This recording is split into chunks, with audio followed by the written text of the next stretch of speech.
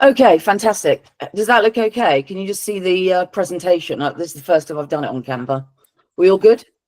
It's got a window in front of it, Juliet. It says audience window. Right. And then if you press the button, it'll go full screen. Thank you very much, Harry. What do I ever do without you? Really? What do I ever do without you? That's great. There you go. Okay, right. This morning we are talking about strategic analysis. Why is strategic analysis so important for a business in terms of its sales and marketing? This has to be the start point for anybody looking to understand why their business is not growing in line with their own expectations. So you have to start at this point by reviewing where you are in the market in order to develop your sales and marketing strategy, right? So the Don of this particular flavor of strategic marketing is a guy called Michael Porter. Michael Porter started off as an engineer at Harvard University. And before Michael Porter really codified the value model and the 5 forces and the 5 Ps that we're also going to go, there really wasn't a notion of how you looked at your business within the dynamic marketplace to understand how and what levers you could pull on in order to basically create a better business. Okay, so I cannot overstate how important Michael Porter is and the 5 forces. So anybody looking to understand where there is weakness or strength in their business should be looking it through the lens of Porter's 5 forces. Okay, we're then just going to talk about a little bit about what it means to run a business in the broader kind of capitalist society that we work in, and then we're going to go into literally the 5 forces. Okay, so what I'm going to do is I'm going to present the model overall. And then at the end of all of this, your homework is to basically look at where you think your business is with regards to the 5 forces. And you can either do that as a product or you can do that as an individual company. Okay, so let's without further ado crack on. So as I said before, Michael Porter is the absolute Don. He was an engineer by background. People. Sorry, Juliet. Yeah. Juliet, a couple of my team are struggling to get in, to be let in. Sorry, just to break in there. Let me see if I can. All right. I'm not seeing any anyone on the list. Are they on the right meeting link? Yeah, they're on the change meeting links. Just to butt in, I did have that same issue. I was looking at the wrong link over and over again. I will get them on the new link. Sorry about that. Cosmo, I've just put it into the chat. Yeah, I've just posted it into the chat. So yeah, just to let you know, guys, this will be the link because we just couldn't record it, and obviously everyone's been asking for recording. Right. Okay. So where were we in terms of the Don that is Michael Porter?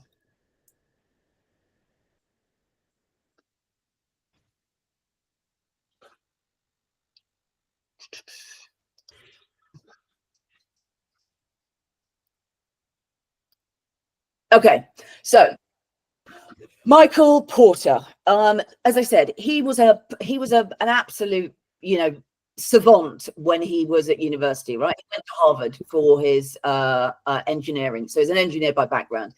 Then he decided he wanted to get into business. And so he got accepted into Harvard Business School, one of the youngest people to get into Harvard Business School. As soon as he left Harvard Business School, he basically got a tenure professorship. So this just goes to show how smart this guy was in terms of looking at what is a really chaotic, dynamic, entrepreneurial marketplace and just trying to make some sense out of it. Because sometimes when your business is doing really well or your business is not doing really well, it's really difficult to understand why that is. Okay, so what Porter said is that every single business exists within the framework of these 5 forces. And these 5 forces are constantly on your business, right? They are constantly trying to, attack your business, or you might have an opportunity, where they're not attacking it and you don't have danger in that area. But it's really, really important to understand the element of force, because it will affect what choices you make about your business and where you spend your money. So the first force is, and these are in no particular order, right? They're not in, one is not higher than 5. They're all basically attacking your business at any one time. So the first thing is how hard are suppliers squeezing you? And I want you to think broadly about the word suppliers, okay? So suppliers can be anything from, fundamentally, what ingredients you put into your products and services, or it can be, how you host your website. I mean, for us, for example, we couldn't deliver our products and services without AWS, or it could be just the cost of capital, the cost of labor, right? So the question is how much control do you have over the suppliers that you have to use to keep your business going? Okay, so that's one force. The second force is how much can your customers push you around on price? And this is particularly, for business customers, but also any market that's got lots and lots of competition. And obviously we've seen that in the B2C space, with, cheap Chinese, entrants coming in like Shein, pushing out what we thought was, fairly well-priced Zara stuff. So really, really looking at how much control do customers have, and what effect does that have on your pricing? So, again, in a B2B setting, if you start off and you've got something very, very innovative, typically your customers will not be able to say, there's a scarcity element to the product. But, you really need to think about how much can your customers kind of control that price, particularly if you're doing something like tenders, for of course, because they'll tell you what the price is, and then it's up to you to figure out if you can actually work within that margin. Then another one, which is, are players constantly crashing into the market? And this is obviously a nightmare if you're in the area of tech or in the area of consumer products, because there are constantly new players crushing into your party, and that is obviously something you need to be aware of. As soon as new players enter the market, all sorts of things start to have to happen to not only your product but also the way you market, okay? Because typically new players will only get traction in the marketplace if their marketing and their product is better. So understanding who and why these players are coming into the market is really, really vital. Remember, players can only create something in the market if there is a market demand. So there must be something about these new players that is saying, hey, the market is not working perfectly, and that's why new entrants keep coming into the market. Customers still have this problem, but new players are constantly coming into the market to try and solve that problem. So this is where, if you're in a market with a lot of innovation, you really want to understand what is the competitive advantage of these new players. The next thing is substitutes for your product. Okay, now substitutes, again, you want to think of this in the broadest sense. So it's not saying, okay, fine, I want to buy this widget or this piece of chocolate. It's am I happy with a snack as well? Like, am I happy with a bag of chips, right? So it's not necessarily a like for like product. It's anything that they can substitute your money for, so that you're not getting it but they are, right? And then the final thing is, how cutthroat is the competition? So when you look at basically how your competition is marketing itself, you really want to be looking at, are they, what kind of tactics are they using to undermine your, your position in the market? And particularly here, this is particularly tough when you're in a market that is filled with, players that might have secured additional capital, right? So if one of your competition is a lot more well funded than you are, then immediately you are going to struggle to basically spend the same amount of resource and time as that competition, right? So those are the 5 forces.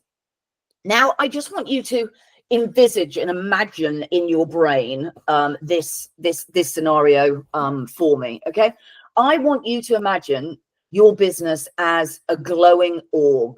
Okay, just to make it really, really easy for what we're going to be talking about. And this glowing orb, the strength of this glowing orb is basically predicated on your ability to fight off the competition. Okay, and this battlefield in which we all exist is constant. It is absolutely never ending and relentless. And if you think for a moment you can sit still and not just be like, oh, my globe will take care of itself, then you are very, very misguided, because your globe needs constant attention, and that battlefield is constantly changing with new entrants, with substitute products, pricing, and all of that kind of thing. So the whole idea of the capital marketplace is creative destruction. Okay, that is the basically that is why capitalism works, because constantly it is trying to destroy the old to bring in the new, or the new is trying to destroy the old. So when you think about, I've set my product strategy, I've set my marketing strategy, I've set my pricing strategy, yes, that's great, but just remember that it's dynamic, and you look away from the market for a period and you will be outdated. Okay, so there's nothing that I can say to you, and there's nothing that anyone can do to stop the hoarding, marauding, battlefields and armies coming for your globe. So if there's one thing that you take away from this particular lesson, is you have to be vigilant. If you care about your globe, whatever your globe does, you have to have eyes wide open to the market. Lots and lots of companies look inward. We can see that with companies that are on the downward slope now. Okay, you looked at where Apple was, constantly innovating in the market and doing incredible things in the market. Now you look at it, it's very inward focused. It's not dynamic, it's not innovating, it's not doing anything particularly special.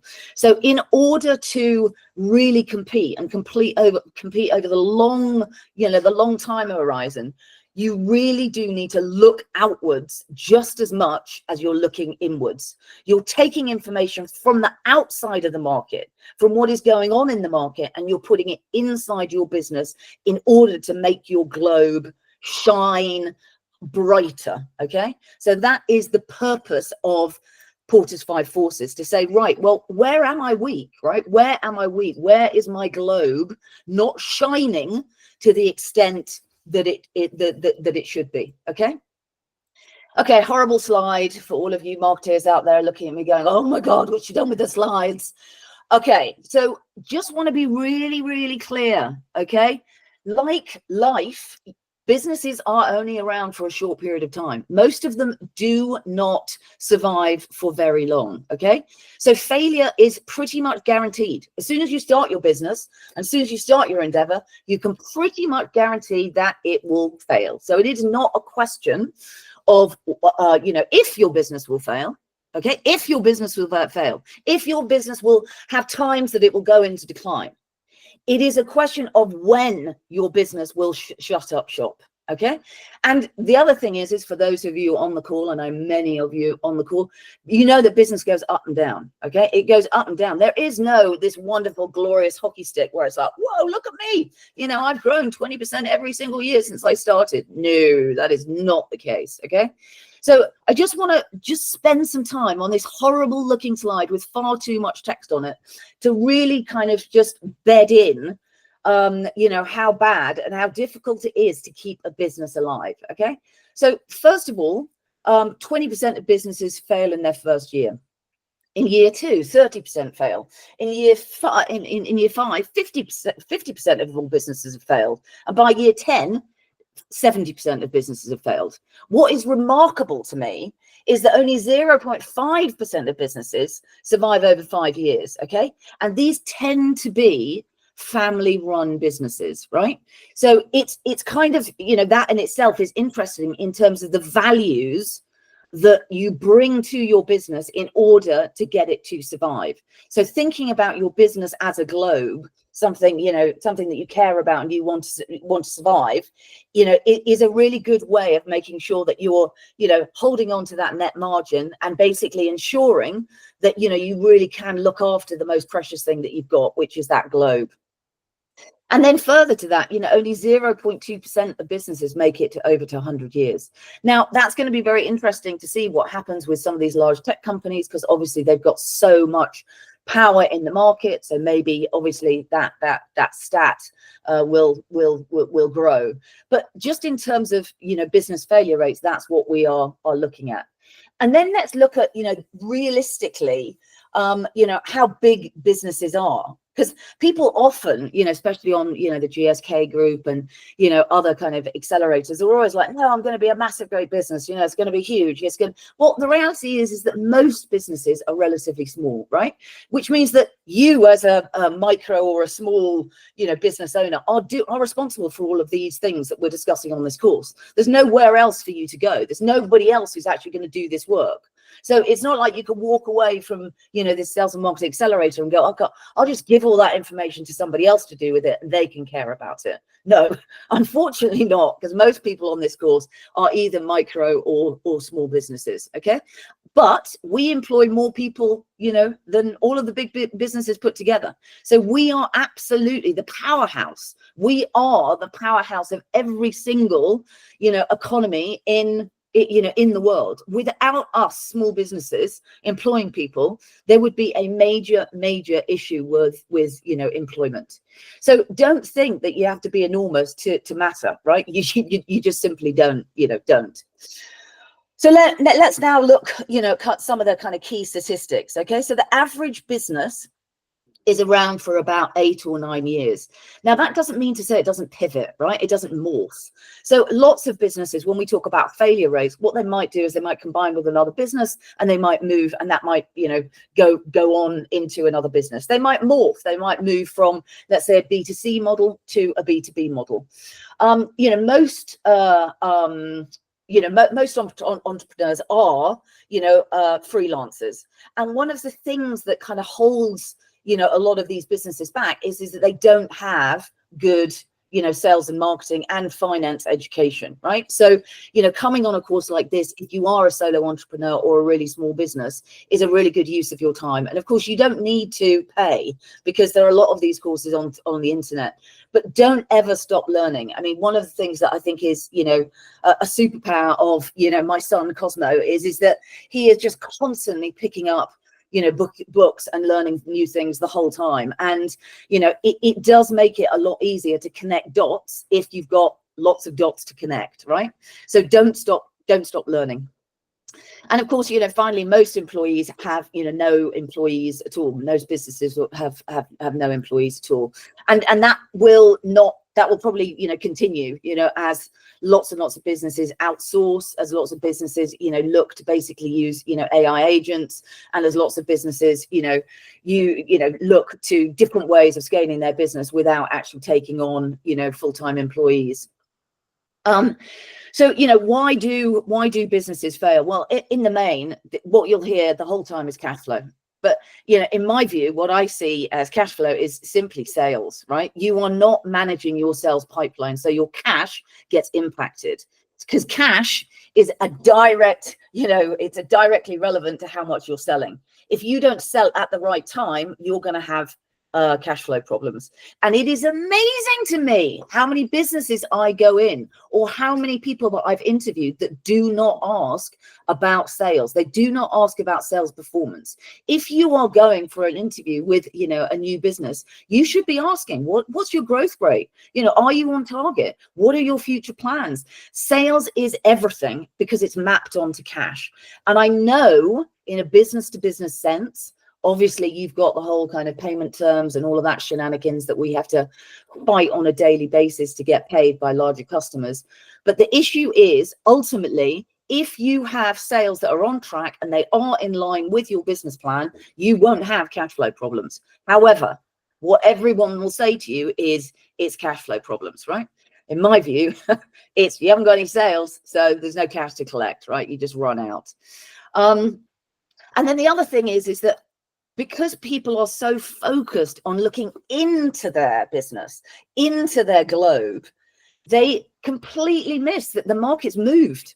The market's moved on, right? It was there, it was successful, but now it's gone. So, you know, why aren't people knocking on your door anymore? Well, they're not knocking on your door because there's a better widget, right? People are selling the widget for cheaper. People are selling the widget because, you know, it's faster. People are basically have decided that actually the way you solve that business problem is not as good as somebody else. So this whole idea of inadequate market demand is only because you're not listening to what the outside market is saying, right? You haven't got that Porter's 5 forces, you know, thing going on in your head going, what is going on in the market? Why are these new entrants coming? What is my competition doing? And you are not responding to that. You are too focused on what's been going on in your business to basically make the changes you need to do to basically, you know, pivot and change the product. And we're going to go through, you know, the 4 Ps later on. But you are not pivoting your business in the way you need to pivot your business in order to, you know, compete out successfully. You're basically failing, right? Because you're not listening to the voice of the market. Okay. Then, of course, you have poor cost management. And this, to be honest with you, I'm going to give a shout out to Gary Gardner, who I hope is on the call. This man is, before Gary joined my business, Ghost Engineering, we didn't have a clue what was going on with costs. Absolutely not a clue. This guy comes in, he is like Sherlock Holmes. He is looking with his magnifying glass every single tiny cost we have in the business. He knows where it is, and he is constantly on us to remove subscriptions, to do this, to do this, to do this, to do this, in order so that he knows what money we've got in the business, right? So this whole idea of poor cost management, and you can say, look, I'm only a one-man band. And of course I said that when I started, well, you know, the business that I've started. I just don't have time. Just, you know, shove it on a credit card or do whatever needs to be done. Let's just get momentum. Let's get out there. Let's do it. Well, unfortunately, if you don't have somebody looking at your beans, not only counting your beans, but looking at where the beans are going, you know, you are going to have a problem. So you need to fall in love with numbers. Okay. Now, I'm still struggling with my love affair of numbers, but luckily, you know, I have Gary, who has a, you know, a big love for numbers. But either which way, you need to find somebody in your team or somebody in and around your business.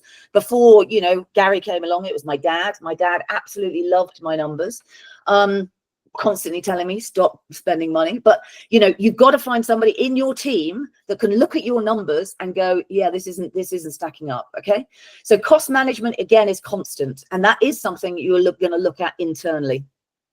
And then finally, it's, you know, competition. So, you know, I mean, we've seen it, you know, time and time again. Once an industry starts, okay, so a new product comes onto the market, right? Let's say, I don't know, a new type of, I don't know, whatever. I'm trying not to use tech, but obviously that is my world. So if you'll forgive me, I'm going to use tech. You start off with something like, you know, a real basic CRM, right? And people used to charge a lot of money, you know, for CRMs. Then what happened is the market matured. You know, you got a lot of free, or another one that's better. Let's use websites, right? Can you remember back in the day? I mean, no, some of you are so young, you wouldn't even remember back in the day when the internet wasn't, you know, even invented. But when the internet was first invented and people started pulling websites together, they cost a fortune, right? Then what happened is, you know, you got a load of, you know, businesses coming into the markets doing, you know, websites and stuff like that. And now you can get a website for free. You know, you can get basically a website for free. And of course, you've got, you know, WordPress and all those other things, which just make the barrier to entry non-existent. You can do a website on Canva, for goodness sake. So when the market begins to mature, what invariably ends up happening is that your competition will just start nibbling if you are not at the forefront of basically protecting your orb. Okay, so that gives you an idea of you know, how rough and tough, you know, the world is with regards to business. So this is again a horrible slide, but I want to, you know, this is a shock and awe kind of, you know, presentation number 2 here.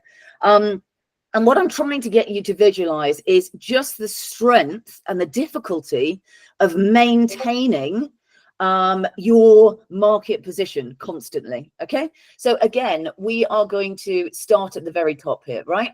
So the way this kind of diagram works is this is the swirling battlefield that is constantly changing, right? Constantly dynamic. And it's, you know, as we, you know, globalize and as companies are, you know, able to sell in all areas of the world, and we've certainly seen it, you know, in my area, you've got new entrants coming from every part of the world, right? Before it was just, are you competing in London? Then it was, are you competing in the UK? Then it was, are you competing in Europe? And now it's like, are you competing in, you know, India, wherever, right? So we are in a global marketplace for most of us who, you know, are selling products.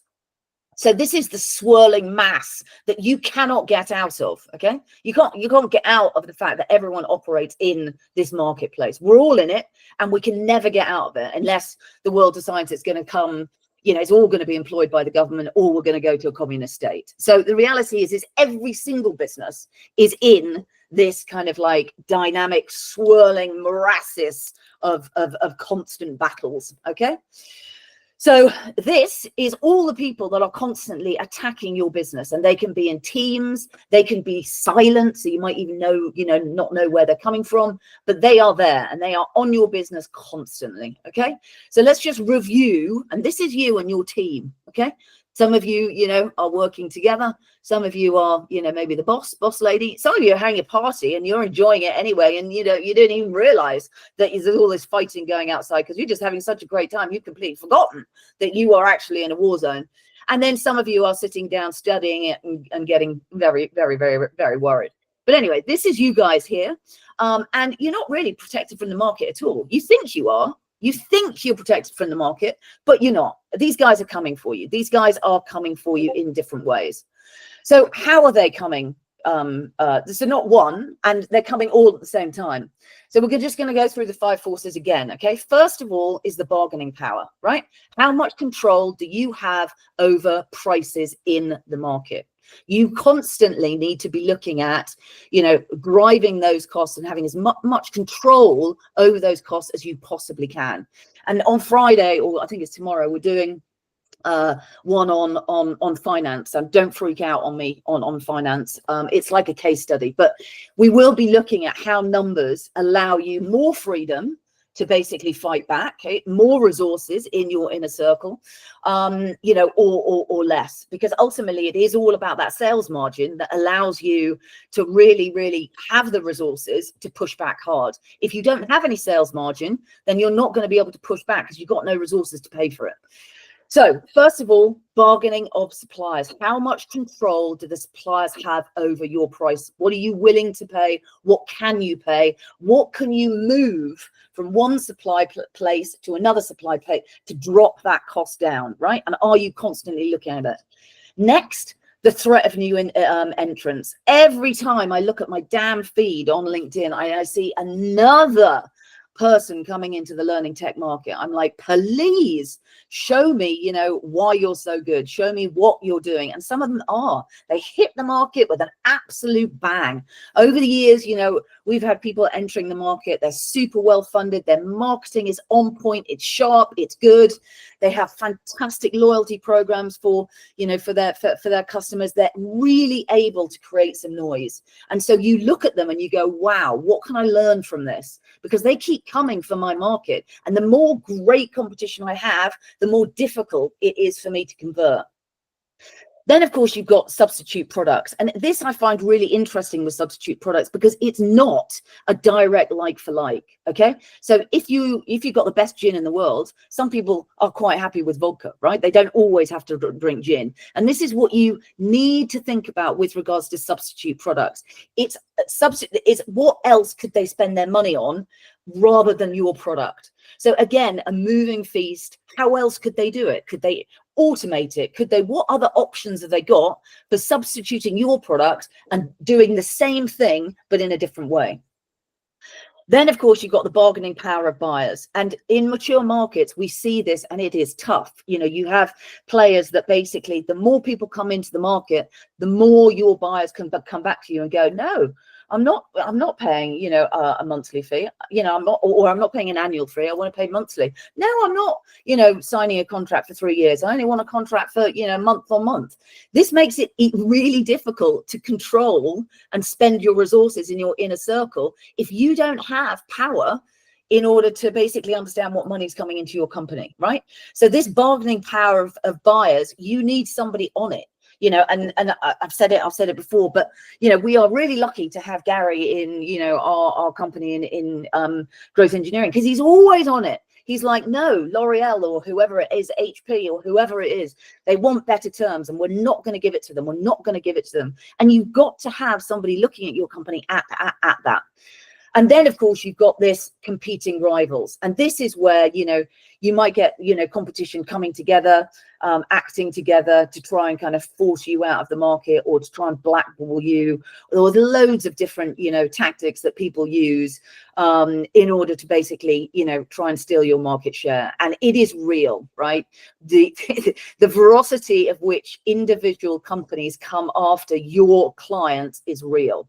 So just thinking about looking at where you can see who your competitors' clients are, that is a good way of you thinking, right, well, how am I going to get, that's a good account. What are they doing that I can do? And then maybe, you know, you can at least ask the question, when's the contract up for renewal? So how can I get that? This is what's happening constantly to your client base, right? This is what's happening. So, right, that's all well and good, okay? But if we are constantly being attacked, okay, what is a good defense? What is a good defense? And again, we're going to go through this in a bit more detail.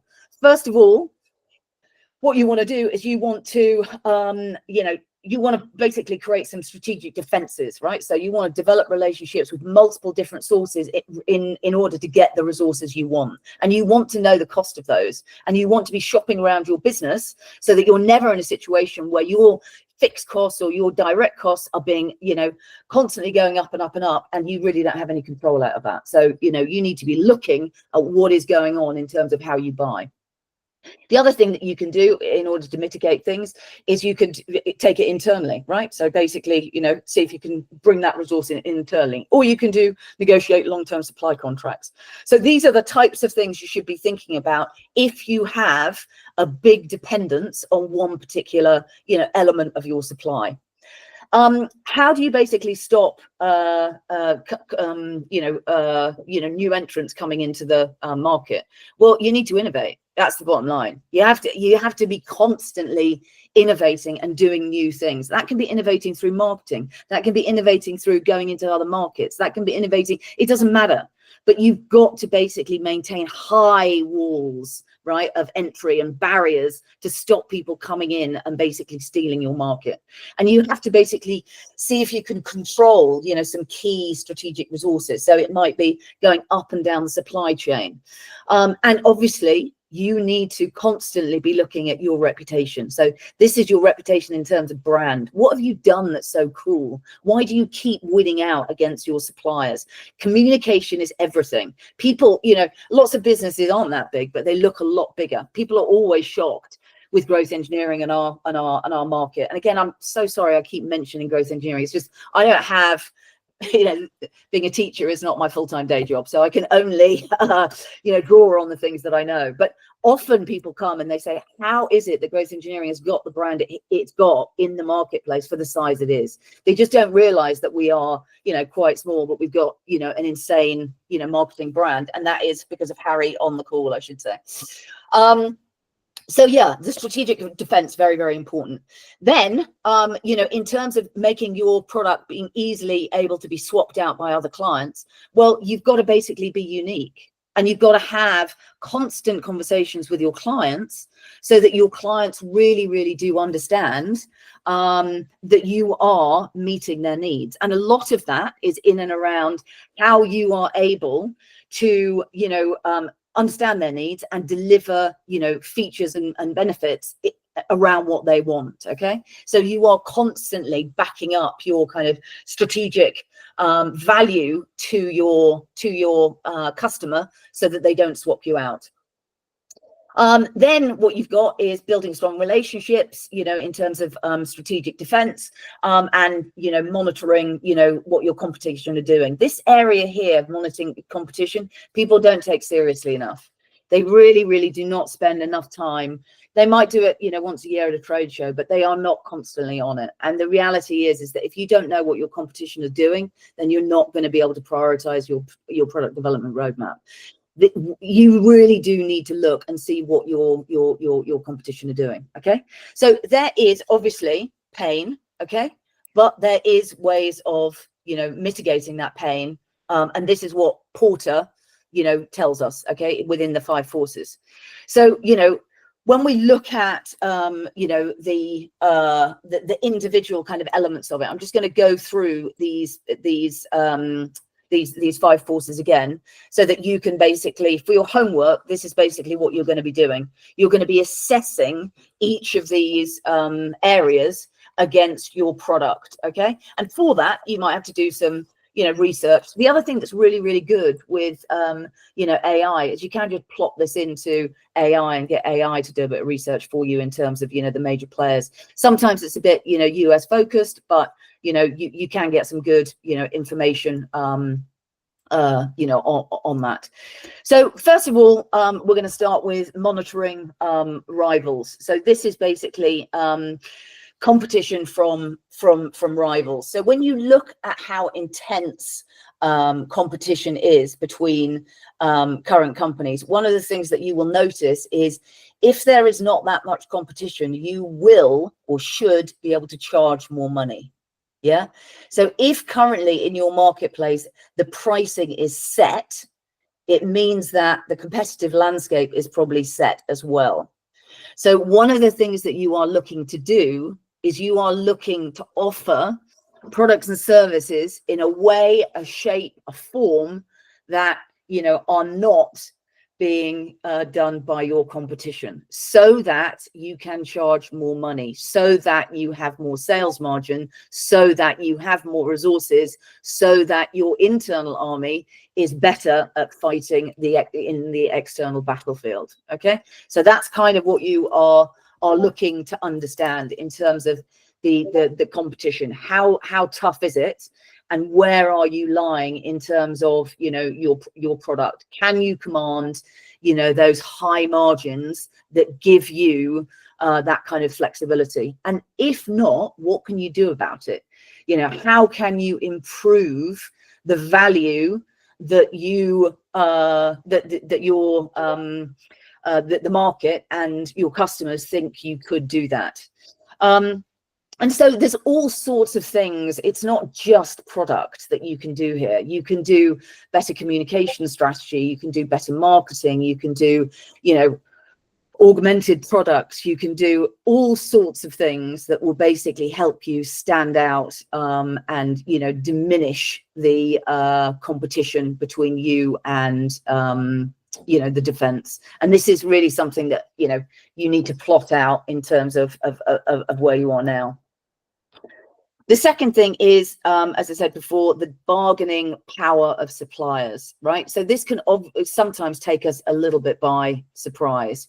So, again, and I'm sorry, I'm going to have to use another growth engineering story here, but as a company that basically supplies online, platforms, we use hosting services. So AWS we use with hosting services, and what ends up happening with hosting services is they basically just debit your account, and you don't really look at it that much, because it's a kind of generic product. You can get it from lots of different sources. You can get it from Google. You can get it, and we've never really had the kind of resources to put it out for tender or anything like that. Anyway, we started looking really closely at costs a couple of years ago, made some changes to the team, brought in a new but old head of tech, or bought our current head of tech back, which was a fantastic move. Sam, I think he might be on the call. And one of the things that we wanted to have a look at was our fixed costs, right? Our direct costs.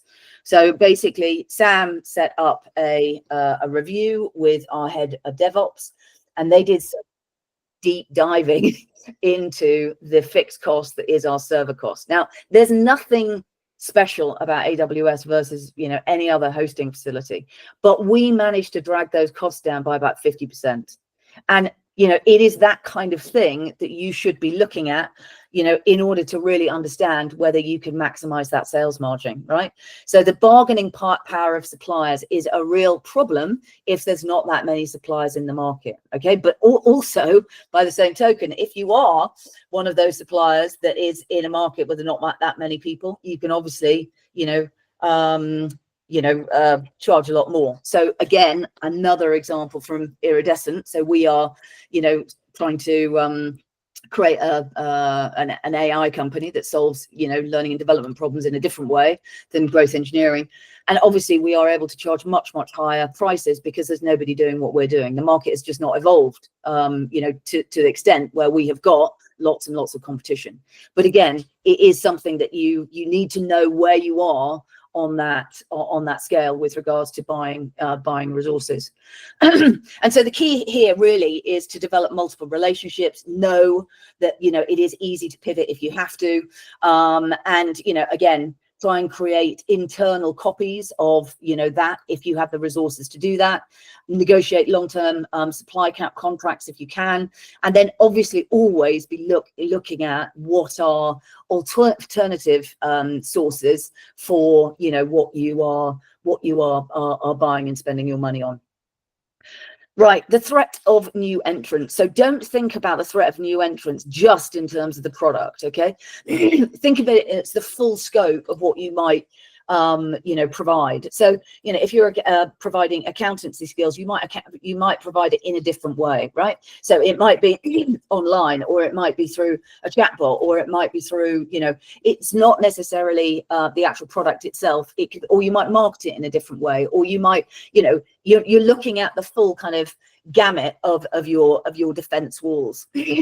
So what you're looking to do is differentiate as much as you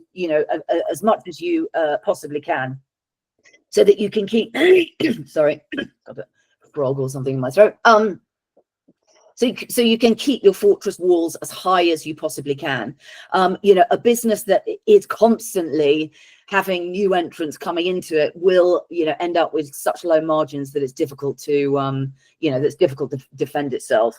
So, you know, and again, that reputation thing can be really, really strong. And further in the course, we're going to look at kind of a love bomb strategy, which is where your customers come to your aid in terms of basically defending your brand. Okay, so there are lots of things that we can do even if we're in a mature market, but we need to be aware that we are in a mature market. Entrants do keep coming in, and they do keep basically, you know, trying to get control of that sales margin.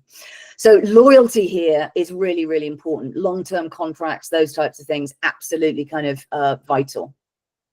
Then how easy it is to swap, you know, your products inside for another product. Now, some companies, you know, are very, it's you don't get this problem, but in many markets and most markets, it is really easy just to swap out what you're doing currently for something that you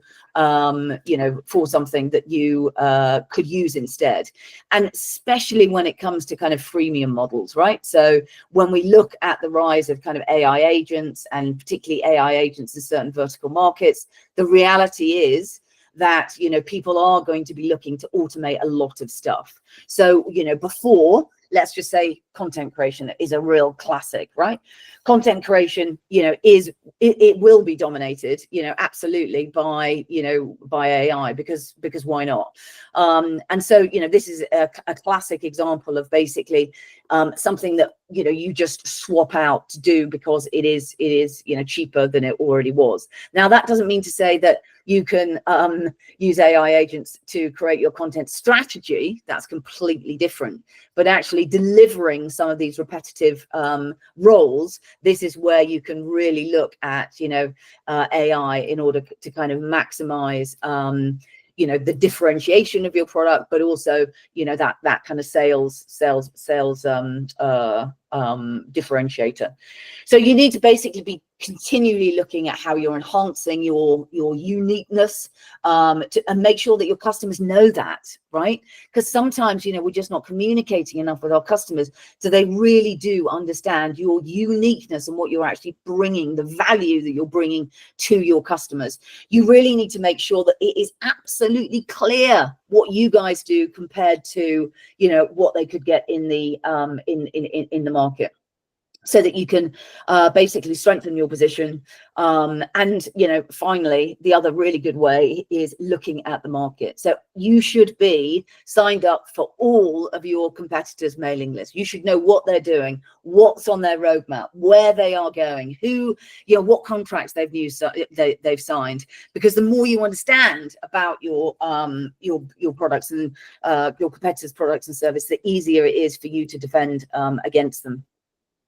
And now you've got the bargaining power of buyers. So again, here, what we're talking about is we are talking about the ability of buyers to screw you to the wall on your pricing and terms. Okay, and especially if you are, you know, a new entrant to the market, you know, they will be looking, you know, for ways to basically get the best possible terms they can. If you've been around for a long time, they will be looking at ways to basically reduce, you know, your fees, especially if you are not innovating, right?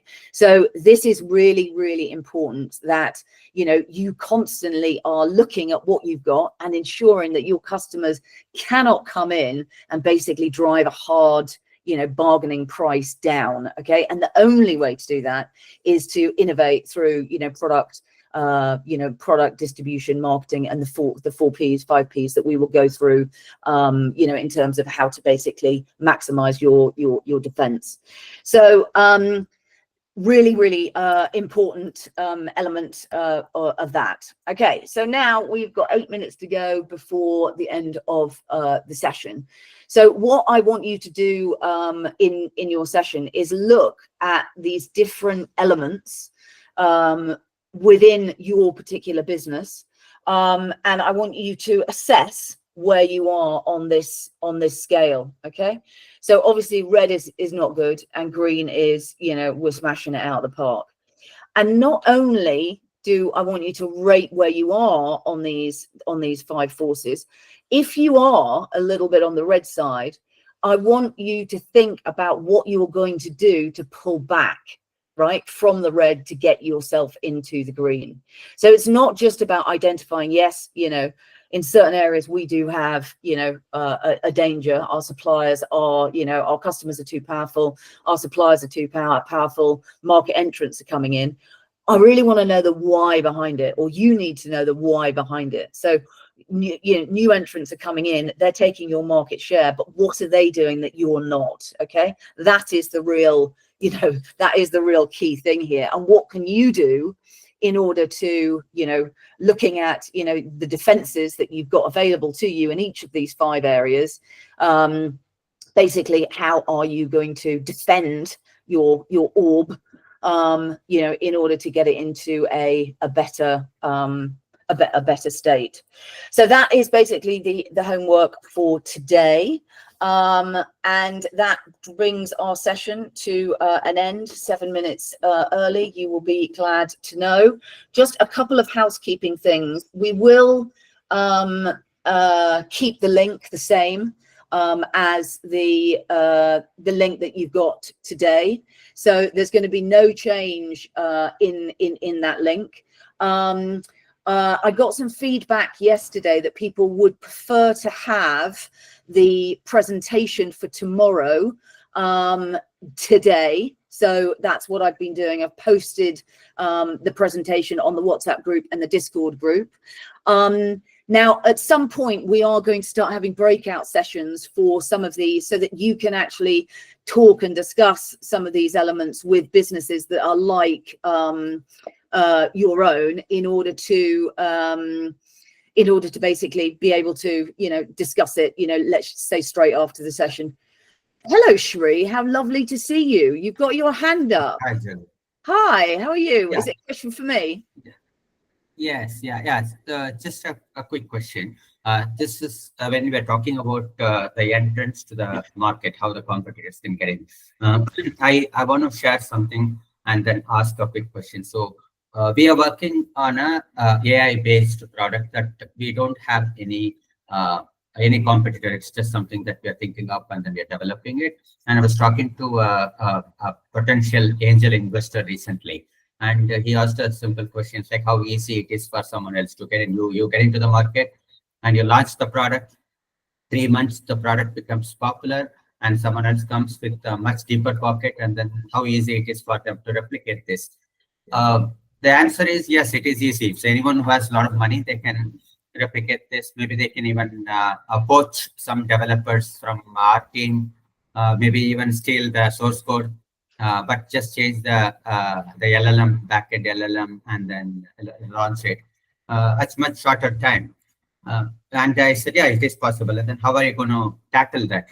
How are you going to address that problem? And I didn't have the answer. He told me just go and think about it and then come back. But I don't know. I mean, how do we do that? I mean, we think about a new product, we come up with it, and a few months down the line, someone else who's already in the industry and has a lot of muscle power can replicate it. I think Cosmo has raised a hand as well. Cosmo, do you want to see? Are you going to answer it, or have you got another question? Yeah. Well, I was just going to answer it on the tech side and how we do it at IT. In Iridescent, a lot of how we look at supporting LLMs is through, first of all, vertical integration in terms of how you collect data and making sure that data that's used to support LLMs, that is one thing that you can use to massively build momentum and beat anyone else, right? So, in the case of Zavmo, we've ingested all of Ofqual, we've ingested all of national occupation standards within the UK, and we're going to do India and the rest of Europe, right? That's something where it doesn't matter how much money you have. That is just a thing that we've got time and momentum beforehand, and we have the data, which will make our information much better. The next thing that you can do is, alongside supporting your LLMs and generally your models with data, you can also look at backpropagating, right? So backpropagation is where you reuse data that you've spent to retrain a model, right? When you're dealing with clients like Centrica and British Gas and things like that, we try to backpropagate models because it means that then all of our AI models are fine-tuned to the way that they use it. So not only does that mean that we can improve general performance without any cost to our own, it also means that if Centrica decide to move, they'll meet a massive performance drop because we have a fine-tuned model towards them. And that's something that money can't really buy. The next thing that we do as well is there is both data analytics and the way that we review data with our own proprietary models like Amy. Those things are something that are genuinely our own, and people haven't figured out how they work yet. Like out externally, people haven't. And so with that, it gives us a bit of a head start. But the one thing that money can't buy, unless you're really willing to spend billions, is data and backpropagation and training. Those are the two things that we really try to utilize to make sure that we're ahead of the game in that sense. So also the other thing is, Shrew, when we go back to Porter's 5 forces, okay, remember that when you are competing, you're not just competing at a product level. Okay, so tomorrow's session is on the golden circle. It's on it basically looks to understand how you create that uniqueness. Okay, so the uniqueness is not just the product. The uniqueness is, the values and the mission of the company. The uniqueness is, your experience in the market. The uniqueness is the clients you've already got. The uniqueness is your go-to-market strategy and also your brand. So don't just think of it. Don't just think of it as the product, okay? And this is where, by looking at the 5 forces and looking at the defense that basically Porter says, you can compete on all of these levels. If it is not working on your product side, look at other elements like go-to-market strategy, cutting costs. On a brand to business to consumer version, there is a really famous gin brand called Monkey 47, and so they're a very popular brand. For those of you who don't know Monkey 47, I know Foragin is in this chaps, so you guys should definitely have a look at them. They are a brand that started in just after World War II in 1947, and it was a B&B ran homestyle gin from the Black Forest, right? And then it went out of business, and a gin historian picked it back up in like 2008. One of the things that they do in their bottles is they have a silver ring, well, it's not silver, I think it's a steel ring, that says ex pluribus unum, which is out of many there is one. And it's one of the defining things of their gin bottles. And bartenders tend to give away the rings of these bottles to clients because they'll normally tend to tip more. And in turn, in doing that, they'll learn the story. And then Monkey 47 has now got a global brand because of that one thing of giving value, even though, you know, it's just a ring, right? There are very weird, non sort of logical ways in which you can generate lots of value. A really good example is if anyone knows Rory Sutherland, he's the vice chairman of Ogilvy UK.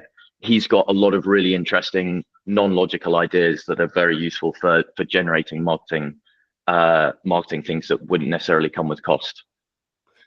And I think the other thing is we are going to go through value proposition. We are going to go through storytelling. We are going to go through, Simon Sinek's, magic circle. So we're going to, basically you will have the opportunity to think about, what defines your uniqueness and how you are going to stay ahead of the game. But the reason I wanted to put in Porter's 5 Forces so early in the course is to just create that sense of, you have to be looking outside in order to, make the perfect product, right? So it is very much an external view that you should be looking at in order to, maximize the idea that your product will succeed. So, on that note, we're gonna leave it there. Just throwing something into the chat. If you guys would like to do questions and answers like this, I'm more than happy to carry on doing questions and answers where you can basically throw up ideas and the community can answer them. So feel free to drop off, but if you do want to stay on, then we can stay on to sort of talk about your individual businesses and how Porter's 5 Forces might be affected by it. So that's kind of entirely up to you guys. I'm sure there'll be times when I can make it, sometimes I can't make it, but very happy to kind of leave it open so that you guys can jump on into to various chats.